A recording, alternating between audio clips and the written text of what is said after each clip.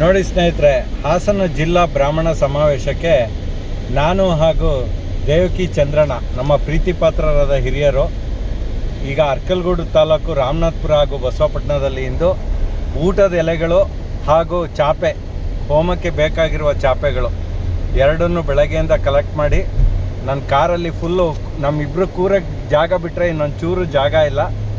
ಇದೊಂಥರ ನಿಜವಲ್ಲೂ ನಮ್ಮ ಮನೇಲಿ ಯಾರ್ದೋ ಅಕ್ಕ ತಂಗಿರ ಮದುವೆ, ಅಣ್ಣ ತಮ್ಮಂದ್ರ ಮದುವೆಗೆ ಓಡಾಡೋ ಥರ ಇದೆ. ತುಂಬ ಖುಷಿಯಿಂದ ಮಾಡ್ತಾ ಇದ್ದೀವಿ.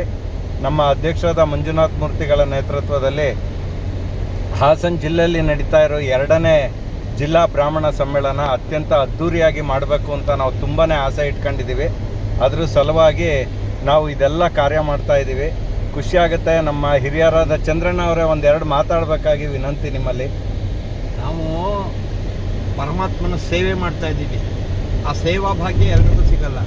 ನಮ್ಮ ಈಶಾ ಅವರು ಅಷ್ಟೇ ಸೇವಾ ಭಾಗ್ಯ. ಇದಕ್ಕೆಲ್ಲ ಕಾರಣಕರ್ತರು ನಮ್ಮ ಜಿಲ್ಲಾಧ್ಯಕ್ಷರಾಗಿದ್ದ ಮಂಜುನಾಥ್ ಅವರಿಗೆ ಹೃತ್ಪೂರ್ವಕವಾದ ಧನ್ಯವಾದಗಳನ್ನ ಸಮರ್ಪಣೆ ಮಾಡ್ತೀನಿ ಈ ಸಂದರ್ಭದಲ್ಲಿ. ಎಲ್ಲರಿಗೂ ಒಳ್ಳೆಯದಾಗಲಿ. ಬನ್ನಿ, 27-28ಕ್ಕೆ ಜಿಲ್ಲಾ ಸಮಾವೇಶ ಅದ್ಧೂರಿಯಾಗಿ ಮಾಡೋಣ. ನಮ್ಮ ವಿಪ್ರ ಬಾಂಧವರೆಲ್ಲ ಸೇರಿ ನಮ್ಮ ಒಂದು ಒಮ್ಮತವನ್ನು ಮೆರೆಯೋಣ. ಎಲ್ಲರಿಗೂ ಶುಭವಾಗಲಿ. ಧನ್ಯವಾದಗಳು.